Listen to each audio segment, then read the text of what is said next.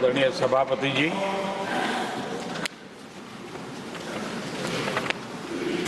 आदरणीय राष्ट्रपति जी ने भारत की उपलब्धियों के बारे में, दुनिया की भारत से अपेक्षाओं के बारे में और भारत के सामान्य मानवी का आत्मविश्वास, विकसित भारत बनाने का संकल्प, इन सारे विषयों को लेकर के विस्तार से चर्चा की है। देश को आगे की दिशा भी दिखाई है। आदरणीय राष्ट्रपति जी का अभिभाषण प्रेरक भी था, प्रभावी भी था और हम सब के लिए भविष्य के काम का मार्गदर्शन भी था। मैं आदरणीय राष्ट्रपति जी के उद्बोधन पर धन्यवाद करने के लिए उपस्थित हुआ हूं।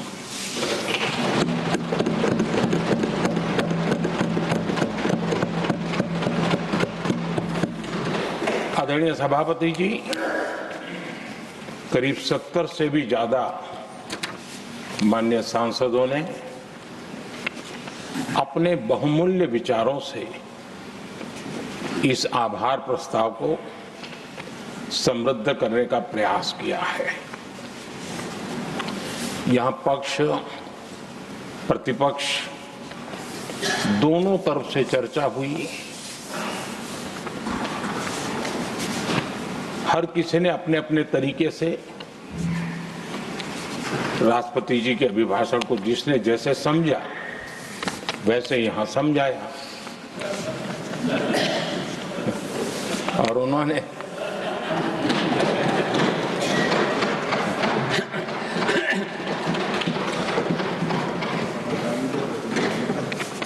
आदरणीय सभापति जी,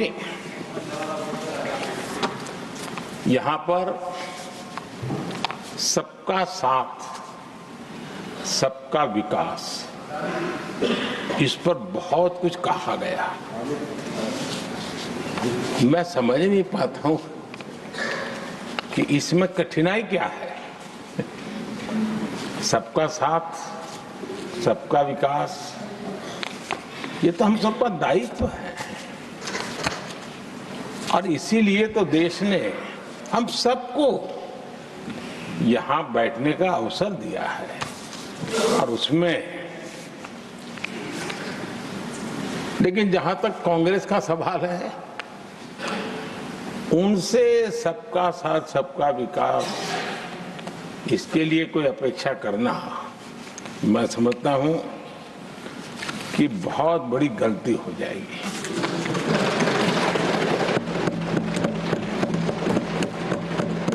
ये उनकी सोच के बाहर है, उनकी समझ के भी बाहर है और उनके रोड मैप में भी ये सूट नहीं करता है, क्योंकि वो इतना बड़ा दल एक परिवार को समर्पित हो गया है। उसके लिए सबका साथ, सबका विकास संभव ही नहीं है।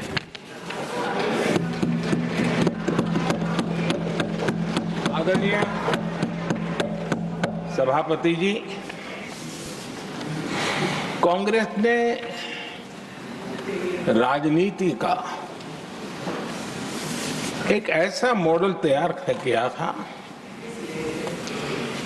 जिसमें झूठ, फरेब, भ्रष्टाचार, परिवारवाद, तुष्टीकरण, सबका गालमेल था। जहां सबका गालमेल हो वहां सबका साथ हो ही नहीं सकता।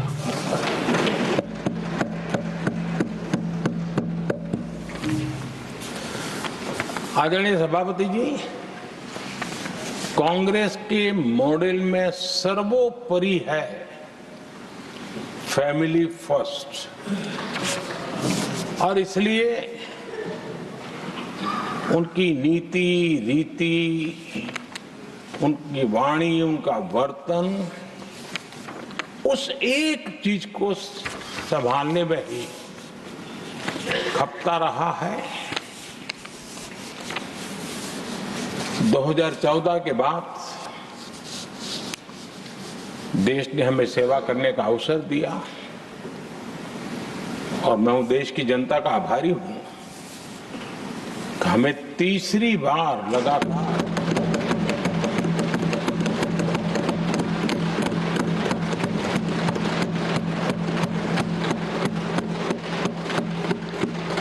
तीसरी बार जनता यहां पहुंचाती है।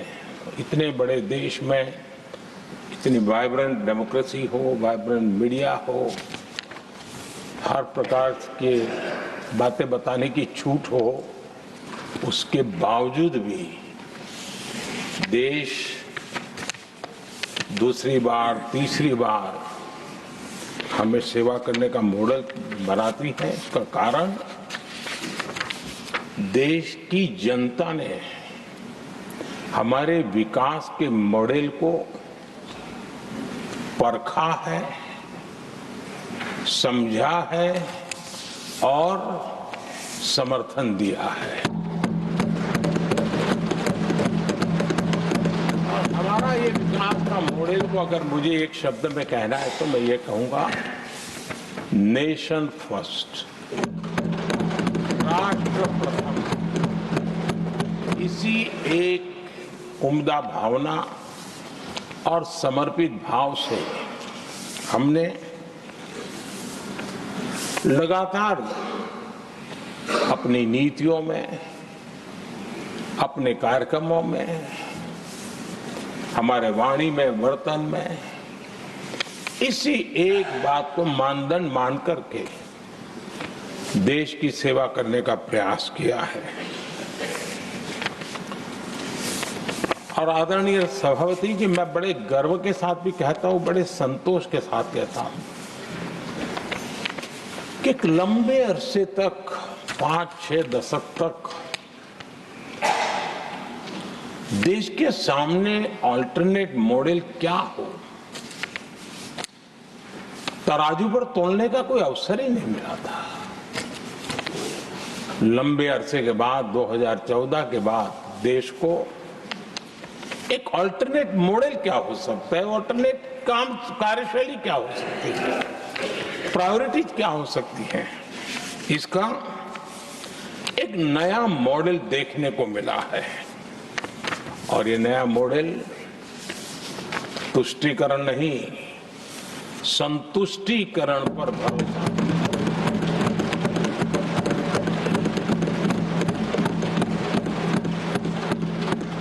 पहले के मॉडल में, खास करके कांग्रेस के कालखंड में, तुष्टीकरण, हर चीज में तुष्टीकरण, यही उनका एक प्रकार से औषधि बन गई थी उनकी राजनीति को करने की। और उन्होंने स्वार्थ नीति, राजनीति, देश नीति सबका एक घोटाला करके रखा हुआ था। तरीका ये होता था कि छोटे तबके को कुछ दे देना और बाकियों को तरसा कर रखना, और जब चुनाव आए तब कहना देखो उनका मिला है, शायद आपको भी मिल जाएगा। और इस प्रकार से झुनझुना बांटते रहना, लोगों के आंखों पर पट्टी बांध करके अपनी राजनीतिक सियासत को चलाए रखना, ताकि चुनाव के समय वोट की खेती हो सके। यही कार्य चलता रहा। आदरणीय सभापति जी, हमारी कोशिश रही है कि भारत के पास जो भी संसाधन है,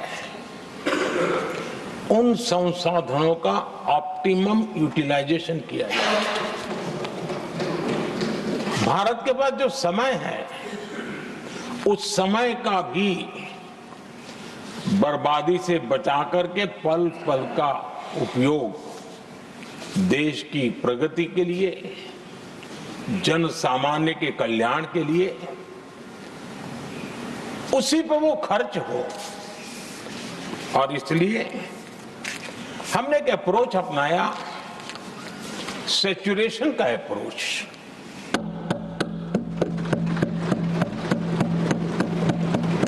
पैर उतने ही लंबे करने जितनी चद्दर हो, लेकिन जो योजना बने, जिनके लिए वो योजना बने, उनको वो 100% उसका बेनिफिट होना चाहिए। किसी को दिया, किसी को नहीं दिया, किसी को लटका करके रखा और उसको हमेशा प्रताड़ित करते रखना और उसको निराशा की गर्त में धकेल देना, उन सिचुएशन से हमने बाहर आकर के सैचुरेशन अप्रोच की ओर हमारे काम को आगे बढ़ाया है। बीते दशक में हमने हर स्तर पर सबका साथ, सबका विकास की भावना को जमीन पर उतारा है और वो आज देश में जिस प्रकार से बदलाव नजर आ रहा है, फल के रूप में हम अनुभव करने लगे हैं। हमारे गवर्नेंस का भी मूल मंत्र यही रहा है, सबका साथ, सबका विकास। हमारी ही सरकार ने SC, ST एक्ट को मजबूत बनाकर दलित और आदिवासी समाज के सम्मान और उनके सुरक्षा के संबंध में अपनी प्रतिबद्धता भी दिखाई और हमने उसको बढ़ाया।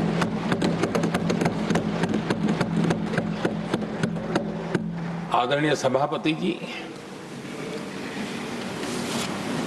आज जातिवाद का जहर फैलाने के लिए भरपूर प्रयास हो रहा है, लेकिन 3 दशक तक दोनों सदन के ओबीसी एमपीज और सभी दलों के ओबीसी एमपीज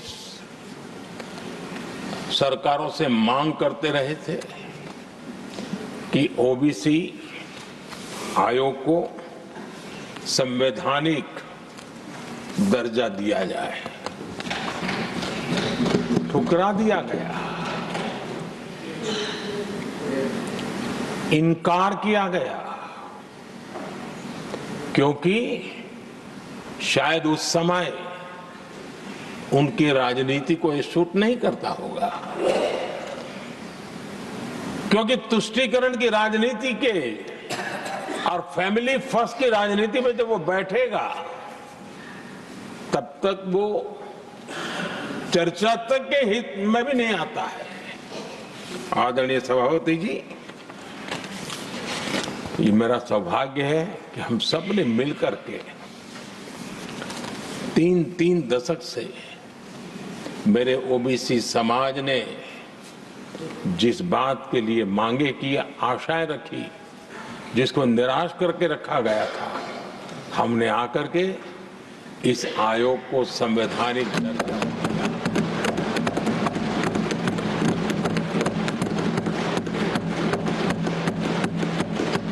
और हमने सिर्फ उनकी मांग पूरी की इतना नहीं, हमारे लिए उनका मान सम्मान भी उतना ही महत्वपूर्ण है, क्योंकि देश के 140 करोड़ देशवासियों को हम जनता जनार्दन के रूप में पूजने वाले लोग हैं। आदरणीय सभापति जी, हमारे देश में जब जब आरक्षण का विषय आया तो उसको एक तंदुरुस्त तरीके से समस्या के समाधान के लिए सत्य को स्वीकार करते हुए करने का प्रयास नहीं हुआ। हर चीज में देश में विभाजन कैसे हो, तनाव कैसे पैदा हो, एक दूसरे के खिलाफ दुश्मनी कैसे पैदा हो, वही तरीके अपनाए गए। देश आजाद होने के बाद जब ये प्रयास हुए हैं, इसी तरीके से हुए हैं। पहली बार हमारी सरकार ने एक ऐसा मॉडल दिया और सबका साथ सबका विकास के मंत्र की प्रेरणा से दिया कि हमने सामान्य वर्ग के गरीब को 10% आरक्षण दिया, बिना तनाव के, बिना किसी का छीन करके। और जब ये निर्णय किया तो एससी समुदाय ने भी उसको स्वागत किया, एसटी समुदाय ने भी स्वागत किया, ओबीसी समुदाय ने भी स्वागत किया। किसी को भी पेट में दर्द नहीं हुआ, क्योंकि इतना बड़ा निर्णय, लेकिन करने का तरीका था सबका साथ सबका विकास। और तब जाकर के बहुत ही स्वस्थ शांत तरीके से पूरे राष्ट्र ने इस बात को स्वीकार किया। आदरणीय सभापति जी, हमारे देश में दिव्यांगों की कभी सुनवाई जितनी मात्रा में होनी चाहिए थी नहीं हुई।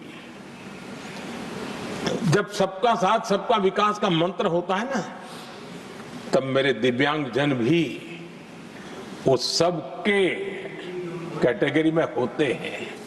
और तब जाकर के हमने दिव्यांगों के लिए आरक्षण का विस्तार किया, दिव्यांगों के लिए सुविधाएं उपलब्ध हो, इसके लिए मिशन मोड में काम किया। दिव्यांगों के कल्याण के लिए अनेक योजनाएं बनाई, लेकिन योजनाओं को लागू भी किया। ये इसके कारण इतना ही नहीं, आदरणीय सभापति जी, ट्रांसजेंडर कम्युनिटी के अधिकारों को लेकर के हमने उसको कानूनी रूप से उसको पुख्त करने के लिए प्रामाणिकता पूर्वक प्रयास किया। सबका साथ सबका विकास के मंत्र को हम कैसे जीते हैं, ये हमने समाज के उस उपेक्षित वर्ग की तरफ भी हमने बड़ी संवेदना के साथ देखा। आदरणीय सभापति जी, भारत की विकास यात्रा में नारी शक्ति के योगदान को कोई नकार नहीं सकता, लेकिन उनको अगर अवसर मिले और वो नीति निर्धारण का हिस्सा बने तो देश की प्रगति में और गति आ सकती है। और इस बात को ध्यान में रखते हुए हमने ही और इस सदन का पहला निर्णय हुआ, हम देशवासी गर्व कर सकते हैं, सदन इस बात के लिए याद रखा जाएगा, ये नया सदन सिर्फ उसके रूप रंग के लिए नहीं, ये नया सदन का पहला निर्णय था नारी शक्ति बंधन। इस नए सदन को हम किसी और तरीके से भी कर सकते थे, हम हमारी वाहवाही के लिए भी उपयोग कर सकते थे, पहले भी होता था, लेकिन हमने तो मातृशक्ति की वाहवाही के लिए इस सदन का आरंभ किया था। और मातृशक्ति के आशीर्वाद से ये सदन अपना कार्य आरंभ किया है। आदरणीय सभापति जी, हम जानते हैं, इतिहास की तरफ अब थोड़ी नजर करें।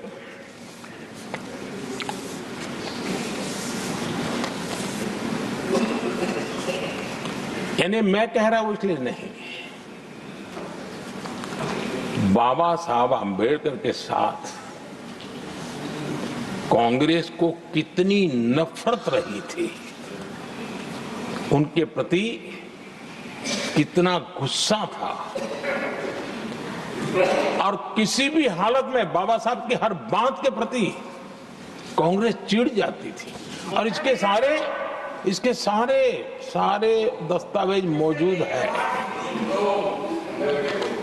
और इस गुस्से को दो बार बाबा साहब को चुनाव में पराजित करने के लिए क्या कुछ नहीं किया गया।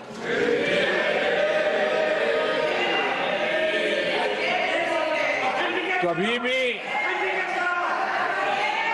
बाबा साहब को कभी भी बाबा साहब को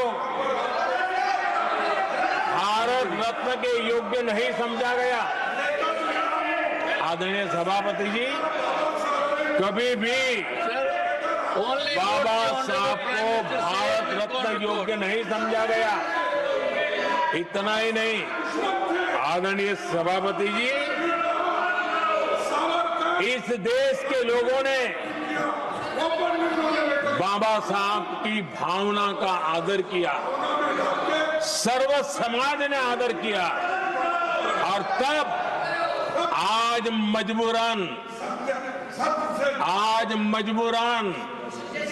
कांग्रेस को जय भीम बोलना पड़ रहा है, उनका मुंह सूख जाता है।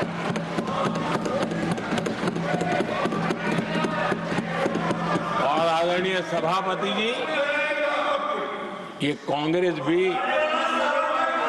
रंग बदलने में बड़ी माहिर लग रही है। इतनी तेजी से अपना नकाब बदल देते हैं, ये इसमें साफ साफ नजर आ रहा है। आदरणीय सभापति जी,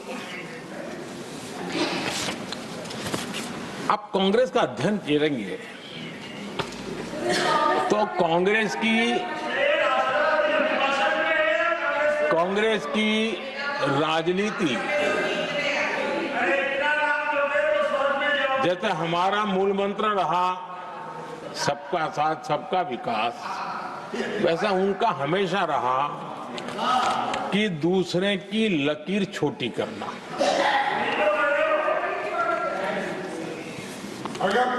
और इसके कारण उन्होंने सरकारों को अस्थिर किया। किसी भी राजनीतिक दल की सरकार कहीं बनी तो उसको अस्थिर कर दिया, क्योंकि लकीर छोटी करो दूसरे की, इसी काम में वो लगे रहे। और ये जो उन्होंने रास्ता चुना है ना, औरों की लकीर छोटी करने का, लोकसभा के बाद भी जो उनके साथ थे वो भी भाग रहे हैं, तो उनको पता चला गया ये तो हमें भी मार डालेंगे। और यही उनकी नीतियों का परिणाम है कि आज ये हाल हो गए हैं कांग्रेस के। देश की सबसे पुरानी पार्टी, आजादी के आंदोलन से जुड़ी पार्टी, इतनी दुर्दशा। ये औरों की लकीर छोटी करने में अपनी शक्ति खपा रहे हैं ना। अगर वो खुद की लकीर लंबी करते तो उनकी ये दशा नहीं होती। और मैं बिना मांगे एडवाइस दे रहा हूं, आप अपनी लकीर लंबी करने में मेहनत कीजिए, सोचिए, तो कभी न कभी देश आपको भी ये 10 मीटर दूर यहां आने का अवसर देगी।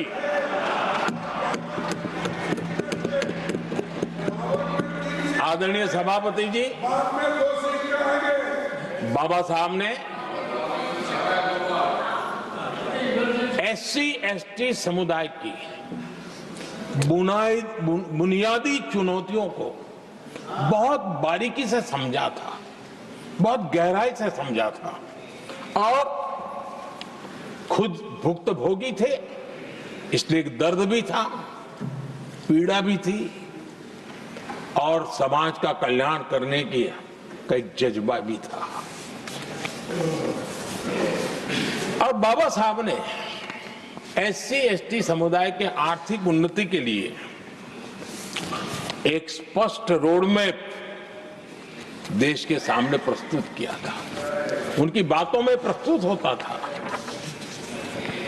और बाबा साहब ने एक बहुत महत्वपूर्ण बात कही थी, मैं उनका कोट पढ़ना चाहता हूं। बाबा साहब ने कहा था, भारत एक कृषि प्रधान देश है, लेकिन दलितों के लिए ये आजीविका का मुख्य साधन बन ही नहीं सकता। ये बाबा साहब ने कहा था। उन्होंने आगे कहा था, और इसके कई कारण हैं। पहला, भूमि खरीदना उनके सामर्थ्य से बाहर है। दूसरा, अगर उनके पास धन भी हो तो भी उनके लिए भूमि खरीदने का कोई अवसर नहीं है। बाबा साहब ने ये एक एनालिसिस किया था और इस परिस्थिति का एनालिसिस करते हुए उनको तो सुझाव था, उन्होंने आग्रह किया था कि दलितों के साथ, हमारे आदिवासी भाई बहनों के साथ, वंचितों के साथ ये जो अन्याय हो रहा है, ये जो मुसीबत में जीने के लिए वो मजबूर हो रहे हैं, इसका एक उपाय है देश में इंडस्ट्रियलाइजेशन को बढ़ावा दिया जाए। औद्योगिकरण के पक्षकार थे बाबा साहब, क्योंकि औद्योगिकरण करने के पीछे उनकी कल्पना साफ थी। स्किल बेस्ड जॉब्स और एंटरप्रेन्योरशिप के लिए, आर्थिक आत्मनिर्भरता के लिए दलित, आदिवासी, वंचित समूहों को एक अवसर मिलेगा और उसे वो उत्थान का एक सबसे महत्वपूर्ण हथियार मानते थे। लेकिन आजादी के इतने सालों के बावजूद भी, इतने साल कांग्रेस को सत्ता में रहने का अवसर मिला, तब भी बाबा साहब की इन बातों को पर गौर करने का भी उनको समय नहीं था। उन्होंने बाबा साहब की इस विचारों को पूरी तरह खारिज कर दिया। एससी एसटी समुदाय की आर्थिक लाचारी बाबा साहब समाप्त करना चाहते थे। उसे कांग्रेस ने ऐसा उल्टा काम किया कि उसको गहरा संकट बना दिया।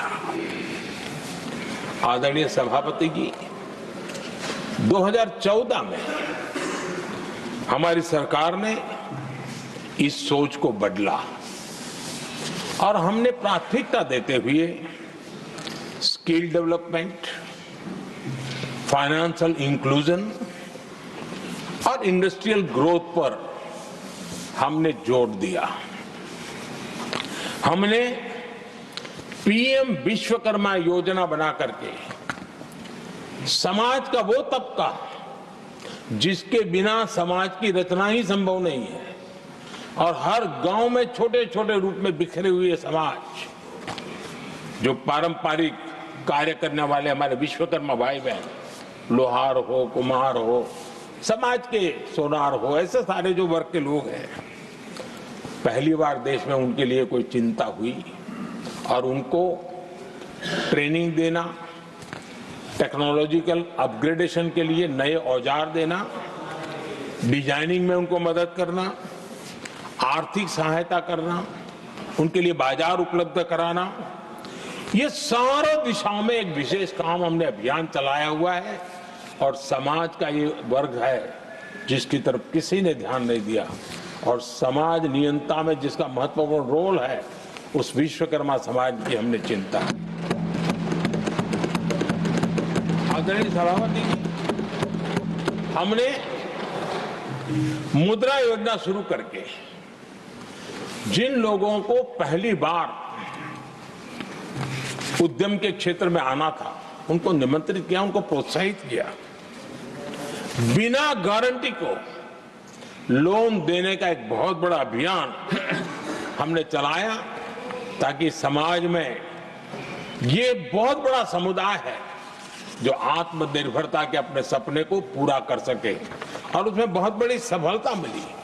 हमने एक योजना और भी बनाई, स्टैंड अप इंडिया, जिसका मकसद था एससी एसटी समुदाय के हमारे भाई बहन और कोई भी समाज की महिला, उसको बैंक से 1 करोड़ रुपए का बिना गारंटी को लोन, ताकि वो अपना कारोबार। और हमने इस बार बजट में इसको डबल कर दिया है, और मैंने देखा है कि लाखों ऐसे नौजवान इस वंचित समुदाय से, या लाखों बहनें आज मुद्रा योजना के द्वारा अपना कारोबार करना शुरू किया है, और खुद को तो रोजगार पाया ही, लेकिन उन्होंने किसी 1-2 और लोगों को भी रोजगार दिया है। आदरणीय सभापति जी, हर कारीगर का सशक्तिकरण, हर समुदाय का सशक्तिकरण और जो बाबा साहब का सपना था उसको पूरा करने का काम मुद्रा योजना के माध्यम से हमने किया है। आदरणीय सभापति जी, जिसको किसी ने नहीं पूछा उसको मोदी पूजता है।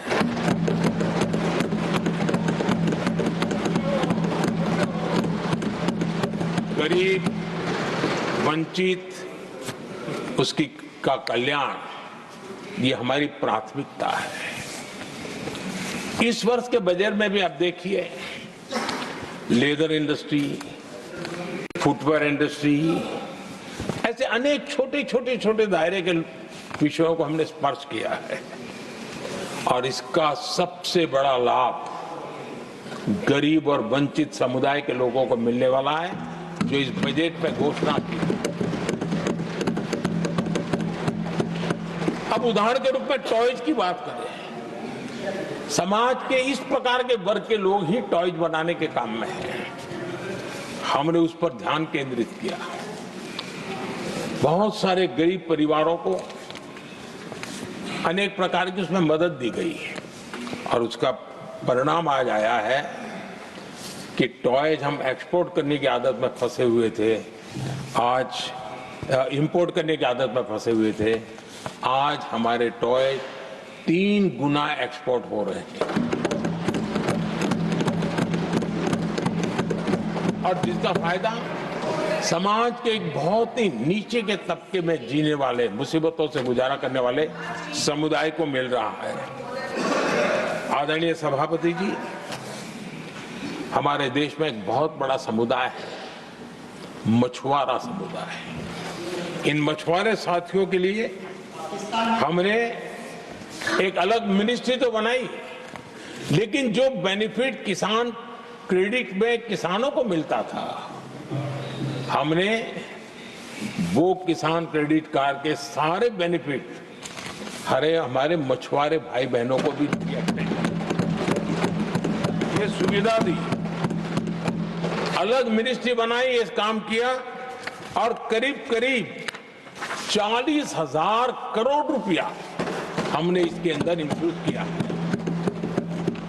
फिशरीज सेक्टर को बल दिया है और इसका प्रयास इन प्रयासों का परिणाम ये आया है कि हमारा मछली उत्पादन 2 गुना और एक्सपोर्ट भी 2 गुना हुआ है और जिसका सीधा बेनिफिट हमारे मछुआरे भाई बहनों को हुआ है। यानी समाज के सबसे उपेक्षित हमारे बंधु हैं, उनको हमने सबसे ज्यादा प्राथमिकता दे करके हमने काम करने का प्रयास किया है। आदरणीय सभापति जी, यहाँ जो जातिवाद का जहर फैलाने की जिनको नया शौक लग गया है, हमारे देश के आदिवासी समाज, उन आदिवासी समाज में भी कई स्तर की स्थितियां हैं। कुछ समूह ऐसे हैं जिनकी संख्या बहुत कम है और जो करीब देश में 200-300 जगह पे बिखरे हुए हैं और कुल आबादी उनकी बहुत कम है, लेकिन वो ऐसे उपेक्षित रहे हैं, उनकी बारीकियों को जाने तो दिल दहलाने वाली बात है। और मेरा सद्भाग्य रहा कि राष्ट्रपति जी से इस विषय में मुझे काफी गाइडेंस मिला, क्योंकि उस समाज को काफी निकट से राष्ट्रपति जी जानती है और उसी में से आदिवासी समाज में भी बहुत वंचित अवस्था में जीने वाला एक जो छोटा तबके के लोग व बिखरे पड़े लोग हैं, उनको विशेष रूप से योजना में लाने का प्रयास हुआ और हमने पीएम जनमन योजना बनाई और 24,000 करोड़ रुपए ताकि उनको कुछ सुविधाएं मिले, उनके कल्याण के काम हो और वे भी सबसे पहले तो अन्य आदिवासी समाज की बराबरी तक तो पहुंचे और फिर पूरे समाज की बराबरी करने के लिए योग्य बने। उस दिशा में हमने काम किया है। आदरणीय सभापति जी, समाज के अलग अलग तबकों की चिंता तो की है। हमने देश के अलग अलग भूभाग में भी कुछ ऐसी स्थितियां हैं कि जिसमें बहुत पिछड़ापन है। जैसे हमारे सीमावर्ती गांव, उनको बैकवर्ड विलेज करके छोड़ दिया गया था, आखिरी गांव करके छोड़ दिया गया था। हमने सबसे पहले मनोवैज्ञानिक परिवर्तन लाया। हम ये जो दिल्ली पहले और बाद में सब धीरे धीरे जो जाए दूर जाता जाए आखिर चला जाए, हमने बदल दिया। हमने तय किया कि सीमा पर जो लोग हैं वो पहले और वो अंदर की तरफ आता जाए। जहां सूरज की किरण सबसे पहले आती है और जहां सूरज की आखिरी किरण भी जिनके पास होती है, ऐसे आखिरी गांव उनको हमने फर्स्ट विलेज के रूप में विशेष दर्जा देते हुए, विशेष योजना बनाते हुए हमने उनके विकास के कामों को, इतना ही नहीं, उसको प्राथमिकता इतनी दी कि मैंने पिछले टर्म में मंत्री परिषद के साथियों को ऐसे दूर दराज के गांवों में 24 घंटे रुकने के लिए भेजा था। और -15 डिग्री वाले कुछ विलेजेस थे, वहां भी हमारे मंत्री वहां जाकर के रुके थे, उनको समझने का, उनकी समस्याओं के समाधान के लिए प्रयास किया था। और हमने 15 अगस्त 26 जनवरी में जो मेहमान बुलाते हैं, उसमें भी ये जो सीमा पर बसे हुए हमारे पहले विलेज है, आज उनके प्रधानों को हम 26 जनवरी 15 अगस्त में बुलाते हैं।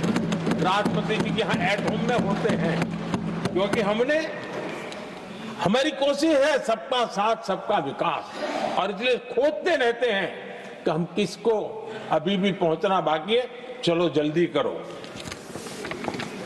आदरणीय सभापति जी, वाइब्रेंट विलेज की योजना देश की सुरक्षा के लिए भी बहुत उपयोगी हो रही है, बहुत महत्वपूर्ण हो रही है, और हम उसको भी बल दे रहे हैं। आदरणीय सभापति जी, राष्ट्रपति जी ने गणतंत्र के 75 वर्ष के मौके पर संविधान निर्माताओं से प्रेरणा लेने का भी आग्रह अपने अभिभाषण में किया है।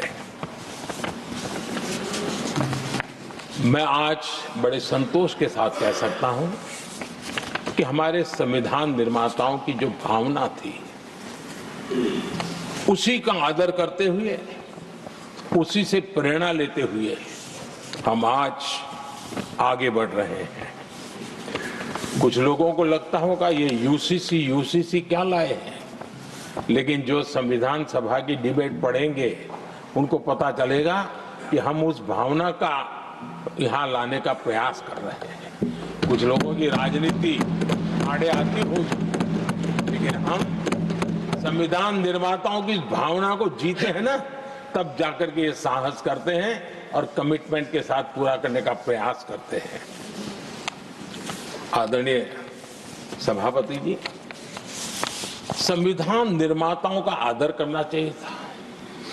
संविधान निर्माताओं के एक एक बात से प्रेरणा लेने की थी, लेकिन ये कांग्रेस है जिसने आजादी के तुरंत बाद ही संविधान निर्माताओं की भावनाओं की धज्जियां उड़ा दी थी। और ये दुख के साथ मैं ये कहना पड़ रहा है। आप कल्पना कर सकते थे कि जब देश में चुनी हुई सरकार नहीं थी, एक स्टॉप गैप अरेंजमेंट था चुनाव तक का, वो स्टॉप गैप अरेंजमेंट में जो बैठे थे महाशय, उन्होंने संविधान में संशोधन कर दिया। आते ही चुनी हुई सरकार करती तो थोड़ा भी तो समझ आता था, लेकिन उतना भी इंतजाम नहीं किया। और किया क्या उन्होंने फ्रीडम ऑफ स्पीच को कुचला, फ्रीडम ऑफ स्पीच को कुचला। अखबारों पर, प्रेस पर लगाम लगाई और डेमोक्रेट का टैग लगाकर घूमते रहे दुनिया में। देश के डेमोक्रेसी का महत्वपूर्ण स्तंभ, उसको कुचलने का काम हुआ और ये संविधान की भावना का पूरी तरह अनादर था। आदरणीय सभापति जी, देश की पहली सरकार थी, नेहरू जी प्रधानमंत्री थे और मुंबई में जब नेहरू जी प्रधानमंत्री थे तब मुंबई में मजदूरों की एक हड़ताल हुई। उसमें मशहूर गीतकार मजरूह सुल्तानपुरी जी ने एक गीत गाया था, कॉमनवेल्थ का दास है, ये कविता उन्होंने गाई थी। कविता गाने मात्र के गुणे में नेहरू जी ने देश के एक महान कवि को जेल में ठूस दिया।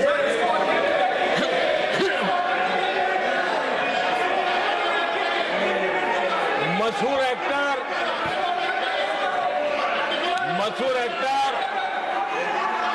बलराज साहनी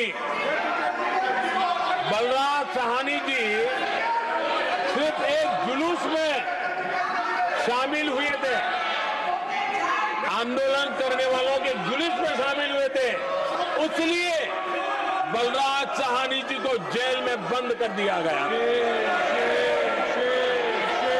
आदरणीय सभापति जी, लता मंगेशकर जी के भाई हृदयनाथ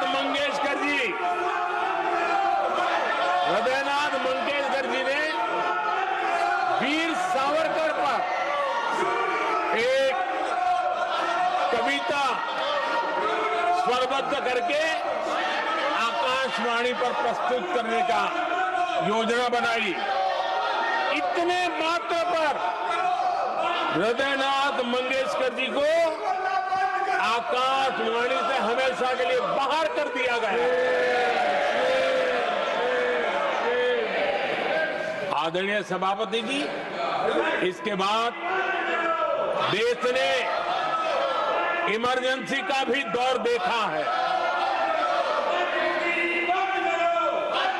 आदरणीय सभापति जी, इस देश ने इमरजेंसी का भी दौर देखा है। संविधान की किस प्रकार से कुचला गया, संविधान के स्पिरिट को किस प्रकार से रौंदा गया और वो भी सत्ता सुख के लिए किया गया, ये देश जानता है। और इमरजेंसी में प्रसिद्ध सिने कलाकार देवानंद जी से आग्रह किया गया कि वे इमरजेंसी का समर्थन करें पब्लिकली। देवानंद जी ने साफ साफ इमरजेंसी पर समर्थन करने से इनकार कर दिया। उन्होंने हिम्मत दिखाई और इसलिए दूरदर्शन पर देवानंद जी की सभी फिल्मों को प्रतिबंधित कर दिया गया।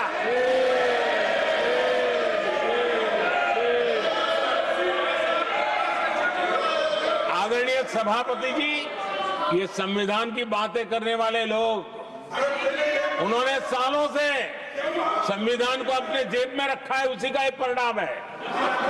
संविधान का सम्मान नहीं किया है।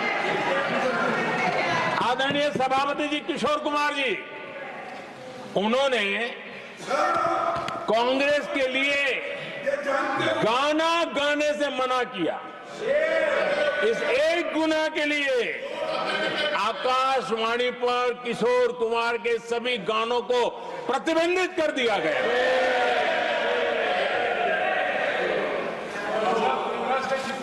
आदरणीय सभापति जी, मैं इमरजेंसी के उन दिनों को भूल नहीं सकता और शायद आज भी वो तस्वीरें मौजूद है। ये जो लोकतंत्र की बातें करते हैं, मानव गरिमा की बातें करते हैं और बड़े बड़े भाषण देने के लिए शौकीन लोग हैं। आपातकाल में जॉर्ज फर्नांडिस समेत देश के महानुभावों को हथकड़ियां पहनाई गई थी, जंजीरों से बांधा गया था। संसद के सदस्य, देश के गणमान्य नेता, उनको हथकड़ियां और जंजीरों से बांधा गया था। इनके मुंह में संविधान शब्द शोभा नहीं देता है।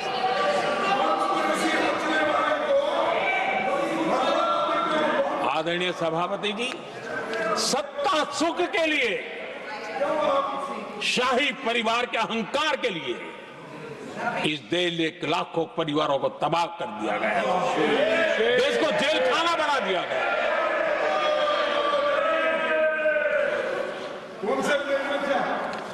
बहुत लंबा संघर्ष चला।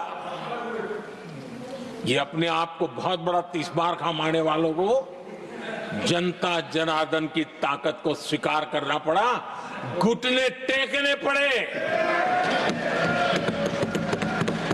और देश में जनता जनार्दन के सामर्थ्य से इमरजेंसी हटी। ये भारत के लोगों की रगों में जो लोकतंत्र है ना, उसी का परिणाम था।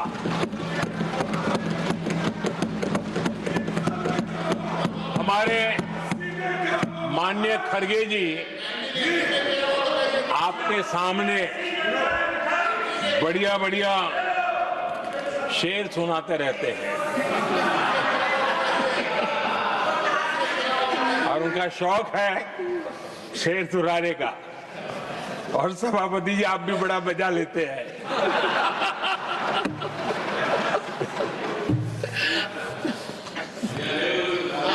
एक शेर मैंने भी कहीं पढ़ा था,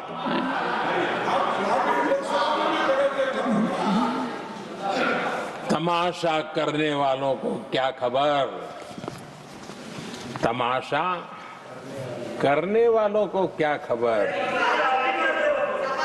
हमने कितने तूफानों को पार कर दिया जलाया है, हमने कितने तूफानों को पार कर दिया जलाया है।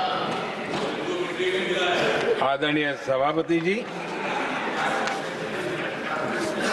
मैं आदरणीय खड़गे जी वरिष्ठ नेता है और मैं हमेशा सम्मान करता हूँ और इतना लंबा समय सार्वजनिक जीवन ये छोटी बात नहीं है। और मैं इस देश में चाहे शरद राव हो चाहे खड़गे जी हो, इन सब का, मैं हमारे देवगौड़ा जी बैठे हैं, ये असामान्य सिद्धियां हैं उनके जीवन की जो उन्होंने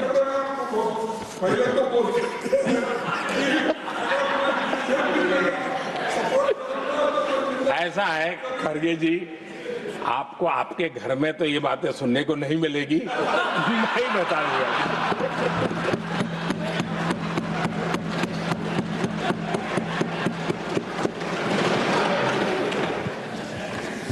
इस बार मैं देख रहा था कि खड़गे जी कविताएं पढ़ रहे थे, लेकिन जो बातें बता रहे थे, और आपने बड़ा सही पकड़ा था कि जरा बताओ तो सही भी ये कविता है कब की है? उनको पता था, सभापति जी उनको पता था ये कविताएं कब की है। भीतर कांग्रेस की दुर्दशा का इतना दर्द पड़ा था, लेकिन वहां हालत यह है कि बोल नहीं सकते, तो उन्होंने सोचा ये अच्छा मंच है, यही बोल दें। और इसलिए उन्होंने नीरज की कविता के माध्यम से उनके घर के हालात यहां प्रस्तुत किए। आदरणीय सभापति जी, जो आज के लिए सही है, खड़गे जी को मैं आज वही कवि नीरज जी की कुछ पंक्तियां सुनाना चाहता हूं। कांग्रेस सरकार का जो दौर था उस समय नीरज जी ने ये कविताएं लिखी थी और उसमें उन्होंने कहा था, है बहुत अंधियारा, है बहुत अंधियारा, अब सूरज निकलना चाहिए, अब सूरज निकलना चाहिए। जिस तरह से भी हो ये मौसम बदलना चाहिए, जिस तरह से भी हो ये मौसम बदलना चाहिए। नीरज जी ने कांग्रेस के उस कालखंड में ये कविता कही। 1970 में जब कांग्रेस, अरे चारों तरफ कांग्रेस का राज चलता था, उस समय नीरज जी का एक और कविता संग्रह प्रकाशित हुआ था, फिर दीप जलेगा। हरिवंश जी तो अभ्यासु हैं तो उनको भली भांति पता है। उस समय उनका यह संग्रह प्रसिद्ध हुआ था, फिर दीप जलेगा। उसमें उन्होंने कहा था, और ये बड़ा महत्वपूर्ण है, नीरज जी ने उस समय कहा था, मेरे देश उदास न हो। नीरज जी ने अपनी कविता में कहा था, मेरे देश उदास न हो, फिर दीप जलेगा, तिमिर ढलेगा। और हमारा सद्भाग्य देखिए, हमारे प्रेरणा पुरुष अटल बिहारी वाजपेयी जी ने भी 40 साल पहले कहा था, सूरज निकलेगा, अंधेरा छटेगा, कमल खिलेगा।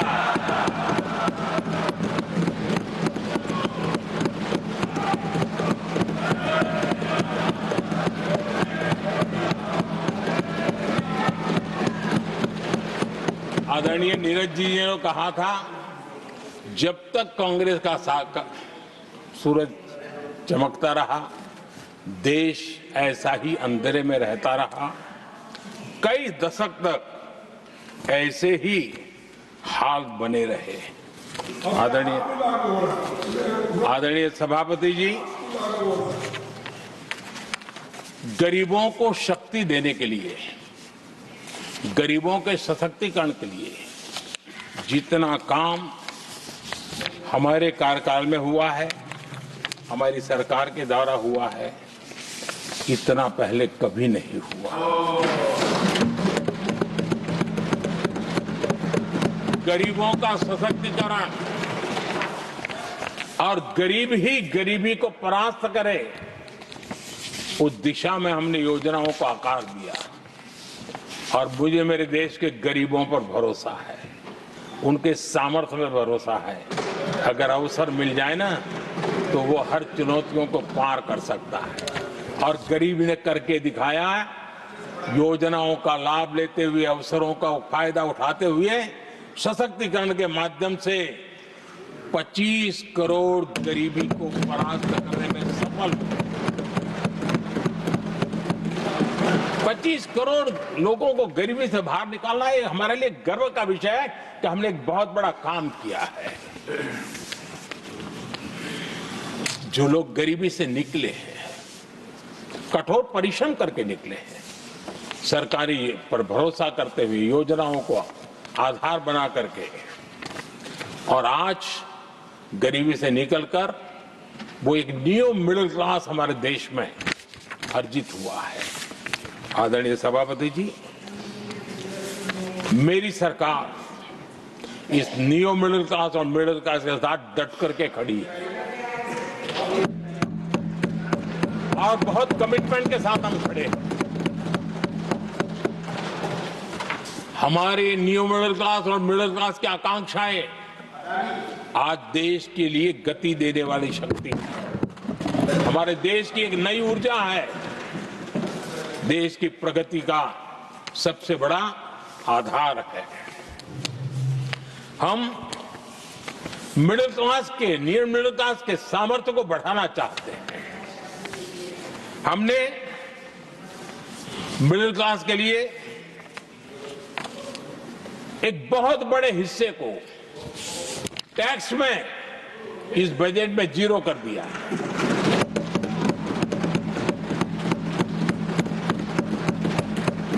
2013 में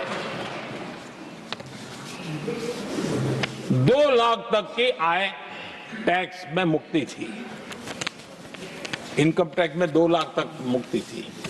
आज हमने 12 लाख तक टैक्स में मुक्ति कर दी।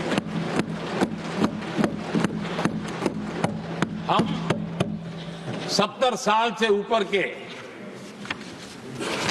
किसी भी वर्ग के क्यों न हो, किसी भी समाज से क्यों न हो, उनको आयुष्मान योजना का लाभ देकर के,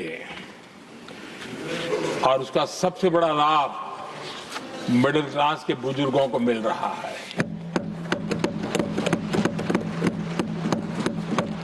आदरणीय सभापति जी, हमने देश में 4 करोड़ घर बनाकर हमारे देशवासियों को दिए, जिसमें से 1 करोड़ से ज्यादा घर शहरों में बने हैं।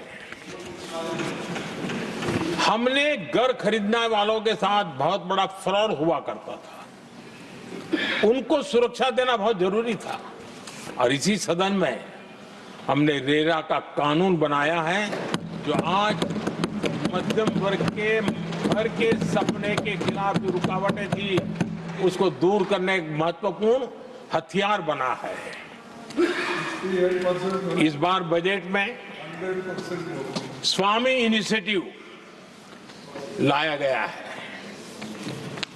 जो हाउसिंग प्रोजेक्ट अटके हुए हैं, जिसमें मध्यम वर्ग के पैसे रुके हुए हैं और उनकी सुविधाएं अटकी हुई हैं,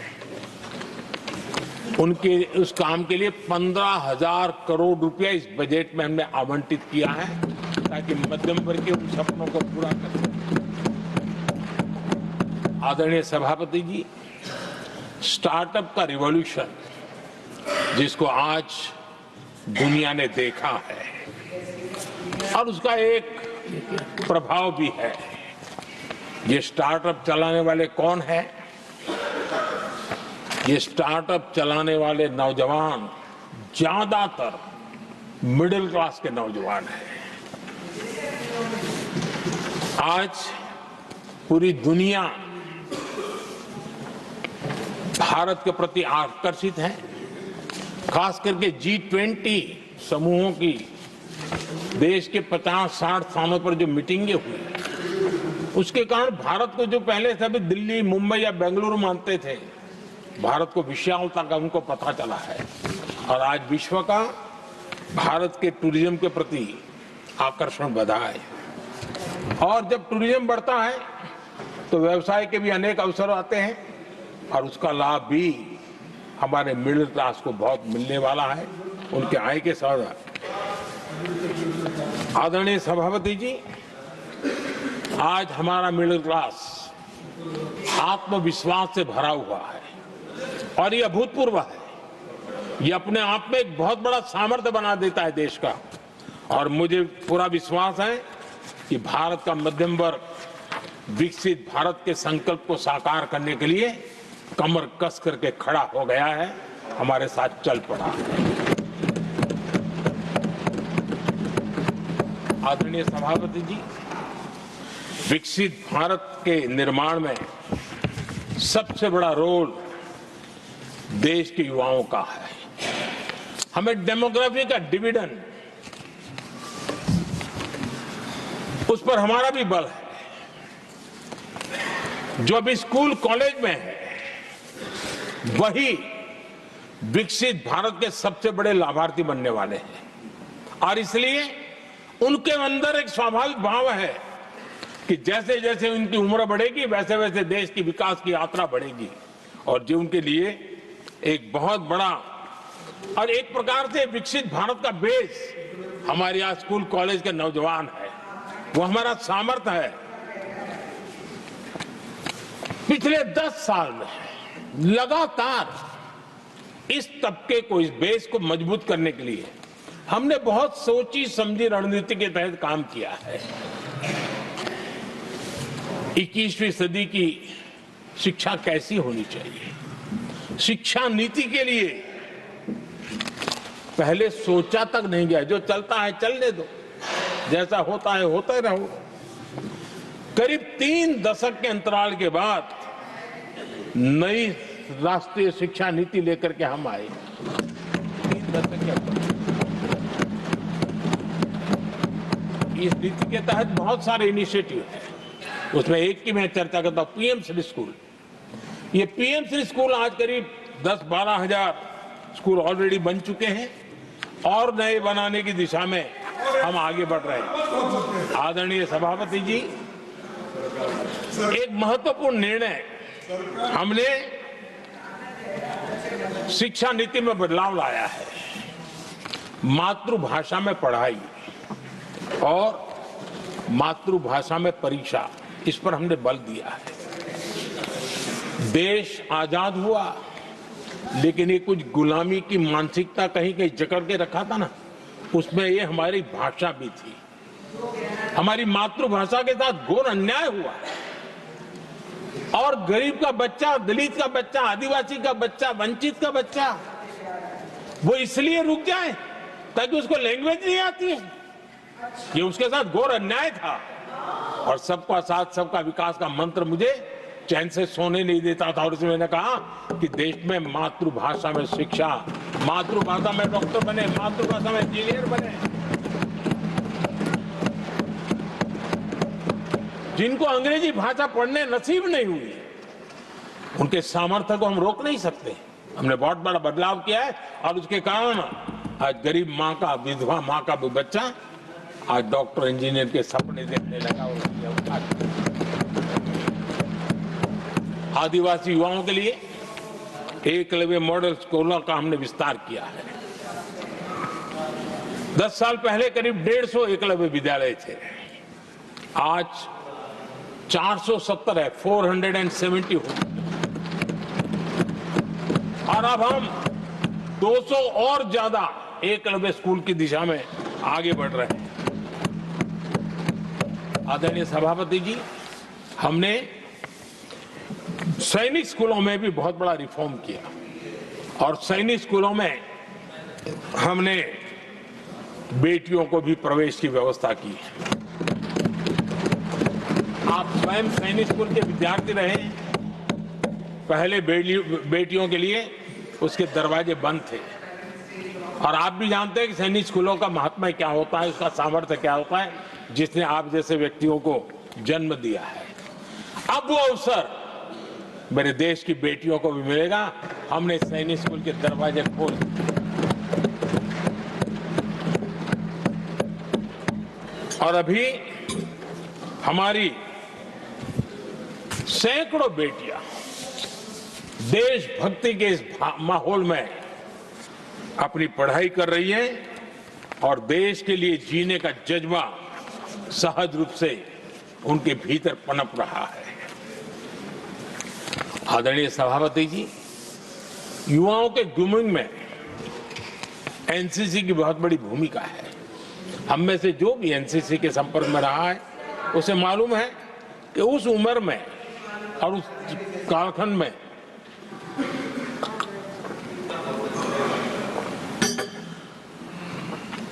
एक बहुत सुनहरा अवसर होता है व्यक्ति के विकास में, सर्वांगीण विकास में। उसको एक एक्सपोजर मिलता है। बीते वर्षों में एनसीसी में अभूतपूर्व विस्तार हुआ है। हमने उसको भी जकड़ करके बैठ गए थे। 2014 तक एनसीसी में करीब 14 लाख कैडेट हुआ करते थे। आज वो संख्या 20 लाख पार कर गई।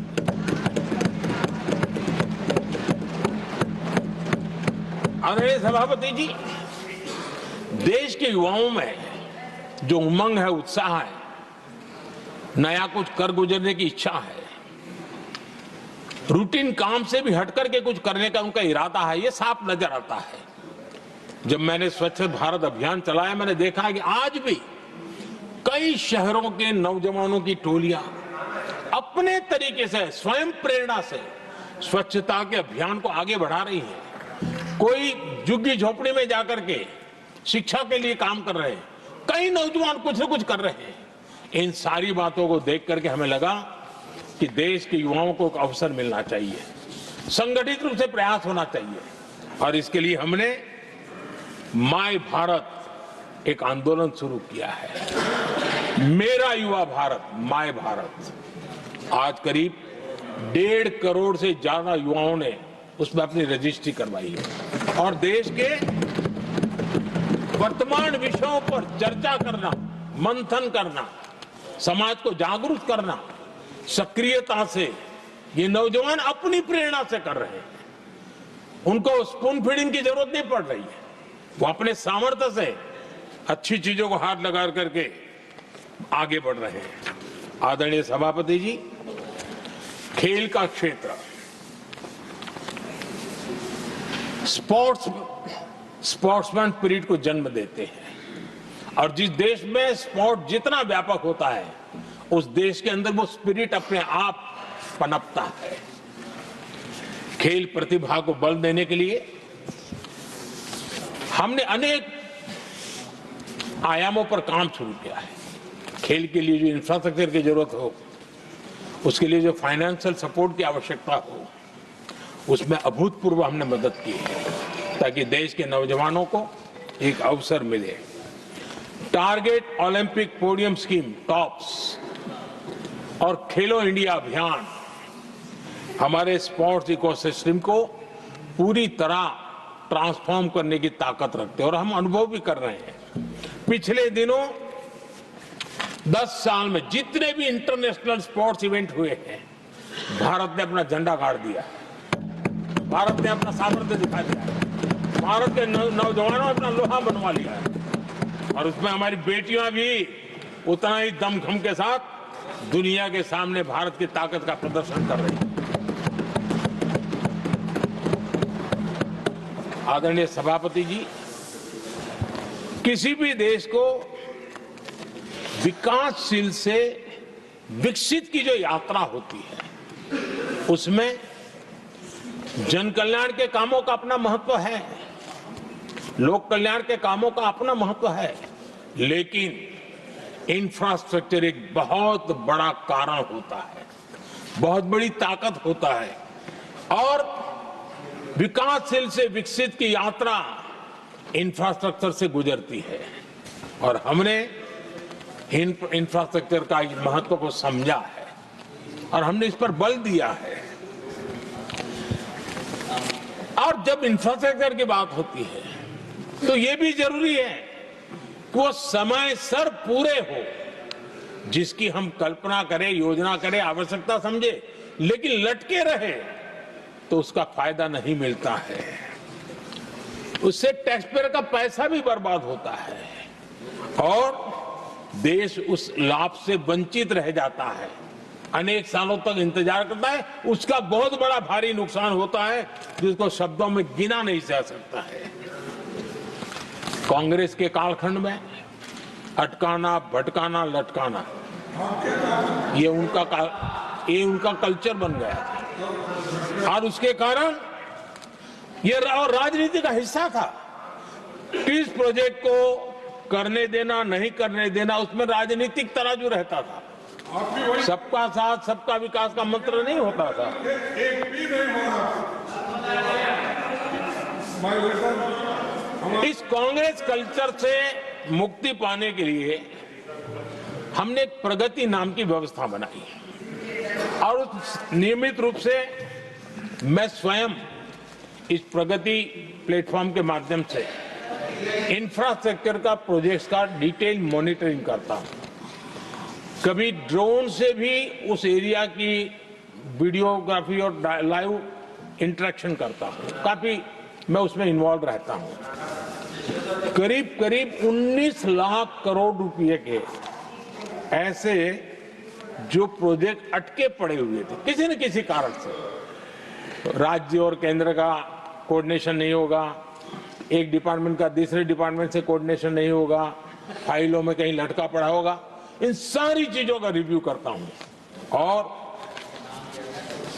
ऑक्सफोर्ड यूनिवर्सिटी ने उस पर अध्ययन किया इस प्रगति के हमारे इनिशिएटिव पर और बहुत बड़ा उसने अच्छा रिपोर्ट दिया है और उसमें उसने एक बहुत बड़ा सुझाव दिया है। उसने कहा प्रगति के इनिशिएटिव के बारे में कहा है उन्होंने कहा प्रगति के अनुभवों से सीखते हुए अन्य विकासशील देशों के पास भी इंफ्रास्ट्रक्चर के विकास में क्रांति लाने का एक मूल्यवान अवसर है। ये प्रगति को सभी डेवलपिंग कंट्रीज के लिए उन्होंने सुझाव दिया। पहले काम कैसे होते थे, मैं तथ्यों के साथ कोई उदाहरण देना चाहता हूं ताकि पता चले कि कैसे देश को नुकसान किया गया है। मैं ये नहीं कह रहा हूं हर कुछ एक ही व्यक्ति ने जानबूझ के किया होगा, लेकिन कल्चर डेवलप हो गया और उसका परिणाम हुआ। अब देखिए उत्तर प्रदेश में हम एग्रीकल्चर, किसान, भाषण तो बहुत बढ़िया दे देते हैं, अच्छा लगता है, भड़काने का काम करने में क्या जाता है, कोई जो इन्वेस्टमेंट तो है ही नहीं, भड़काते रहो दुनिया को, कोई काम तो करना नहीं है। उत्तर प्रदेश में कृषि के लिए एक अहम योजना थी सरयू नहर परियोजना।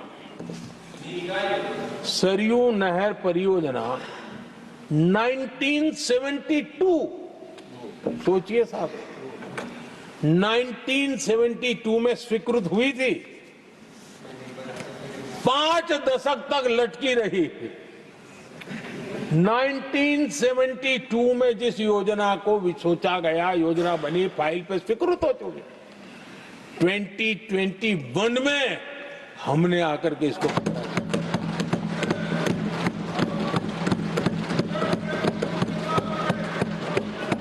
आदरणीय सभापति जी, जम्मू कश्मीर की Udhampur Srinagar Baramulla rail line, Udhampur Srinagar Baramulla rail line in 1994 में स्वीकृत हुई थी। 1994 में ये रेल लाइन भी बरसों तक लटकी रही। 3 दशक बाद आखिरकार हमने 2025 में इसे पूरा किया।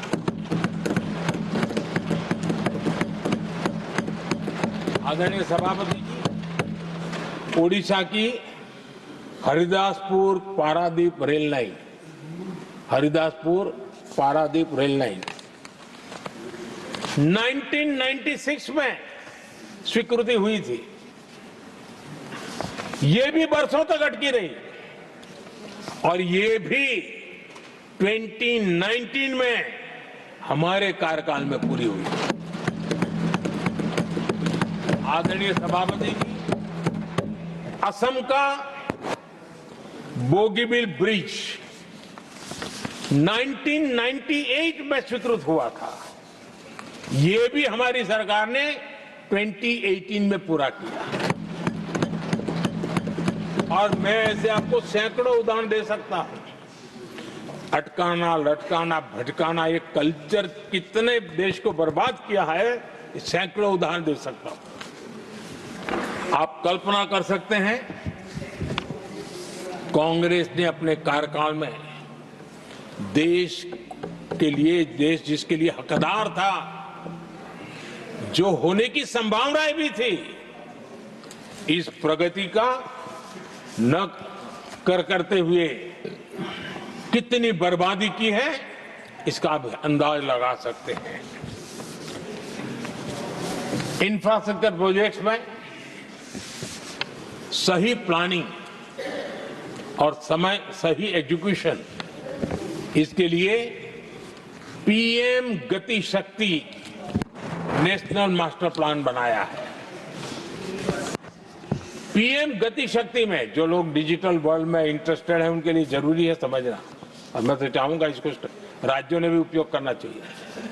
पीएम गति शक्ति प्लेटफॉर्म में 1600 डेटा लेयर्स हैं हमारे देश के अलग अलग कामों के, और निर्णय प्रक्रिया को तेज करते हैं, सरल करते हैं, और उसको लागू करने में भी बहुत तेजी से उसको लागू किया जा सकता है।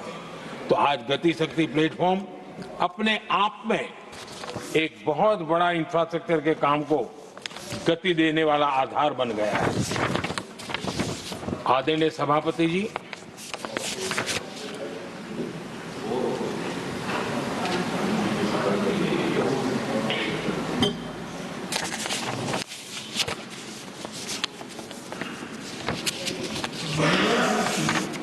आज के नौजवानों को ये जानना बहुत जरूरी है कि उनके माँ बाप को मुसीबतों से जिंदगी क्यों गुजारनी पड़ी, देश की ऐसी हालत क्यों हुई, उनको जानना बहुत जरूरी है। अगर बीते दशक में डिजिटल इंडिया के लिए हम प्रोएक्टिव न होते, हम कदम न उठाते, तो आज जैसी सुविधाएं लेने में हमें कई साल इंतजार करना पड़ता।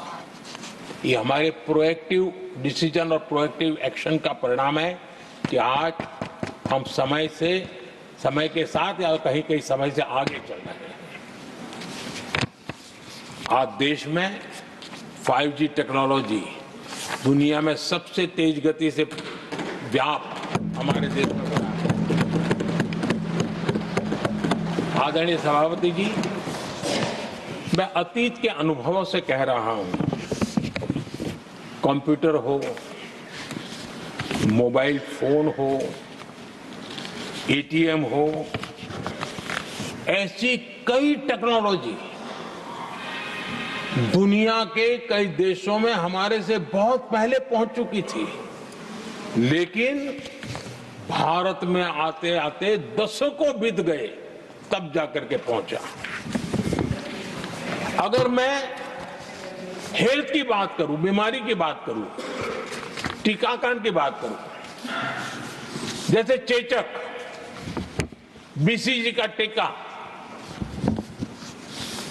जब हम गुलाम थे तब दुनिया में वो टीकाकरण हो रहा था, कुछ देशों में हो चुका भी, लेकिन भारत में ये दशकों बाद आया।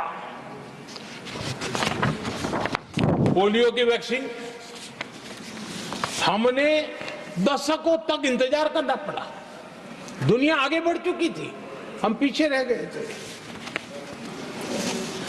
कारण यह था कांग्रेस ने देश की व्यवस्था को ऐसे जकड़ करके रखा था। उनको लगता था सारा ज्ञान सरकार में जो बैठे हैं उन्हीं को है, वही सब कर लेंगे, और उसी का एक परिणाम था लाइसेंस परमिट राज। मैं देश के नौजवानों को कहूंगा, लाइसेंस परमिट राज का कितना जुल्म था, देश विकास नहीं कर सकता था, और लाइसेंस परमिट राज यही कांग्रेस की पहचान बन गई थी। आदरणीय सभापति जी, कंप्यूटर का जब शुरुआती दौर था तो कंप्यूटर को इंपोर्ट करना चाहता है तो उसके लिए लाइसेंस लेना होता था कंप्यूटर लाने के लिए, और कंप्यूटर लाने के लाइसेंस पाने में भी सालों लग जाते थे। आदरणीय सभापति जी, वो दिन थे मकान बनाने के लिए सीमेंट चाहिए तो सीमेंट के लिए भी परमिशन लेना पड़ता था मकान बनाने के। इतना ही नहीं सभापति जी, शादी ब्याह में अगर चीनी की जरूरत हो, चीनी चाय पिलानी हो, तो भी लाइसेंस लेना पड़ता था। मेरे देश के नौजवानों को पता होना, और मैं आजाद भारत की बात कर रहा हूं, मैं अंग्रेजों के कालखंड की बात नहीं कर रहा हूं, कांग्रेस के कालखंड की बात कर रहा हूं। और कांग्रेस के एक पूर्व वित्त मंत्री जो अपने आप को बहुत ज्ञानी मानते हैं, उन्होंने माना था कि लाइसेंस परमिट के बिना कोई काम होते नहीं है, सारे काम लाइसेंस परमिट के रास्ते से ही गुजरते हैं। और उन्होंने ये भी कहा था कि लाइसेंस परमिट बिना रिश्वत को नहीं होता है। मैं कांग्रेस के वित्त मंत्री ने जो कहा वो कह रहा हूं, बिना रिश्वत को नहीं होता है। अब कोई बहुत आसानी से समझ सकता है, उस जमाने में रिश्वत मतलब हाथ की सफाई कौन करता था भाई, ये कौन पंजा था, वो पैसा कहां जाता था देश का नौजवान भली भांति समझ सकता है। यही इस सदन में कांग्रेस के एक माननीय सदस्य हैं, मौजूद है, जिनके पिताजी के पास खुद के पैसे थे, किसी से लेना नहीं था, और कार खरीदना चाहते थे। यहां मौजूद एक एमपी है कांग्रेस के, उनके पिताजी खुद के पैसे से कार खरीदना चाहते थे। 15 साल तक उनको कार के लिए इंतजार करना पड़ा था कांग्रेस के राज में।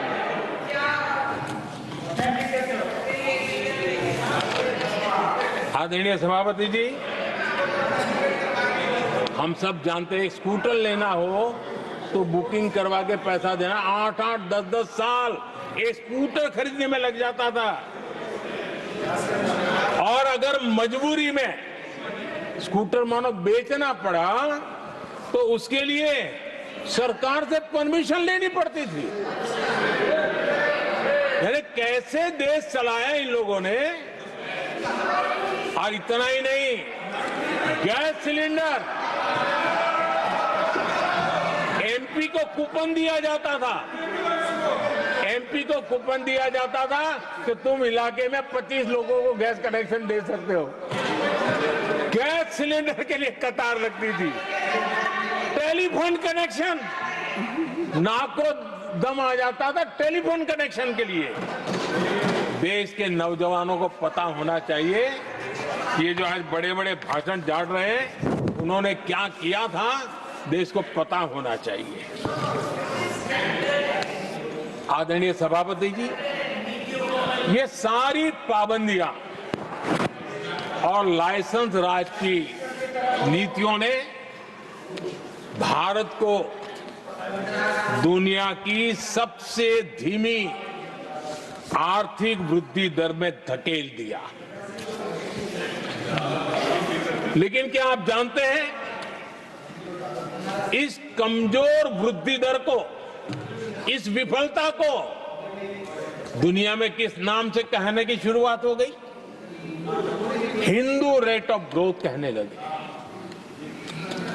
एक समाज का पूरा अपमान, विफलता सरकार में बैठे हुए लोगों की, काम न करने के सामर्थ्य बैठे हुए लोगों का, समझ शक्ति का अभाव बैठे हुए लोगों का,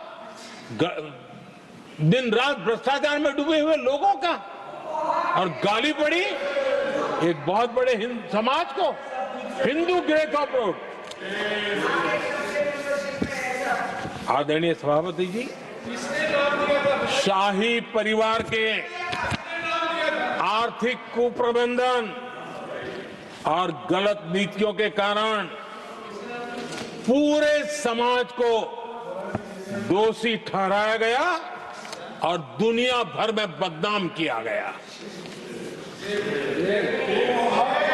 जबकि हम इतिहास देखें तो भारत के लोगों का तरीका और नीतियां, भारत के स्वभाव में लाइसेंस राज नहीं था, परमिट नहीं थी। भारत के लोग सदियों से, हजारों साल से खुले में विश्वास करते थे, और हम उन समुदाय में सबसे पहले थे जो दुनिया भर में मुक्त व्यापार, फ्री ट्रेड, उसमें मेहनत करते थे, काम करते थे। सदियों पहले भारतीय व्यापारी दूर दराज के देशों तक व्यापार करने के लिए जाते थे, कोई बंधन नहीं थे, कोई रुकावटें नहीं थे। ये हमारी प्रकृति की संस्कृति थी, हमने उसको तबाह करके रख दिया। आज जब पूरी दुनिया भारत की आर्थिक क्षमता को पहचानने लगी है, आज दुनिया तेज गति से आगे बढ़ने वाले देश के रूप में देख रही है, तो आज आदरणीय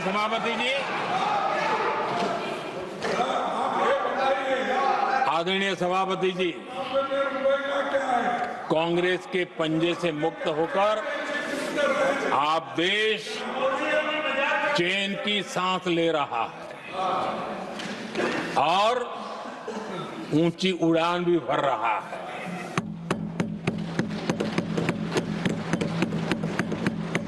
कांग्रेस के लाइसेंस राज और उसकी कुनीतियों से बाहर निकलकर हम मेक इन इंडिया को बढ़ावा दे रहे हैं।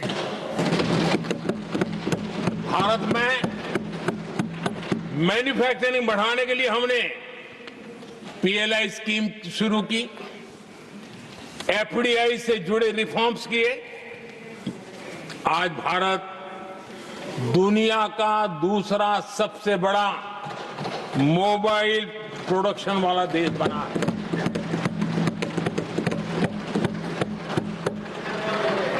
पहले हम ज्यादातर फोन बाहर से इंपोर्ट कर रहे थे, अब हमारी पहचान एक मोबाइल एक्सपोर्टर के रूप में बनी है।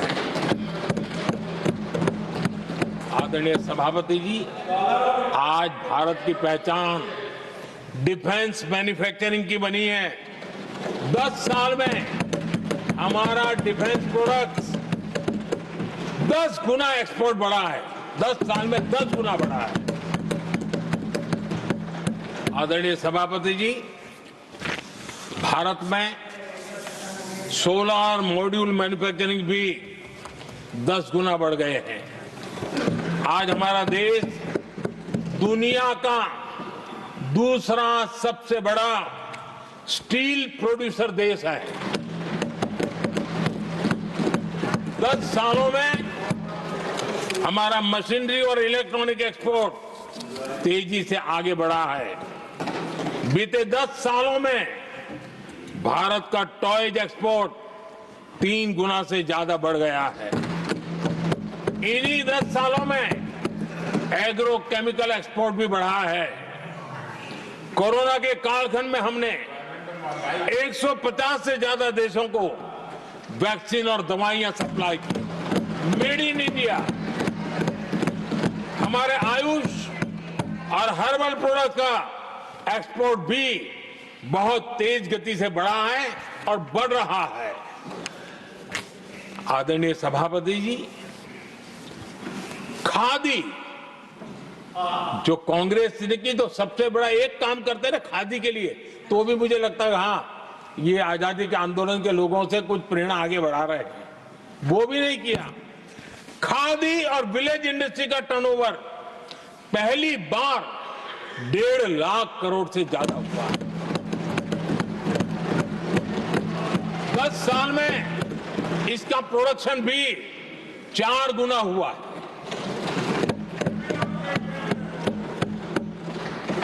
इस सारी मैन्युफैक्चरिंग का बहुत बड़ा लाभ हमारे एमएसएमई सेक्टर को मिला है। इससे देश में बड़ी संख्या में रोजगार के अवसर तैयार हुए हैं।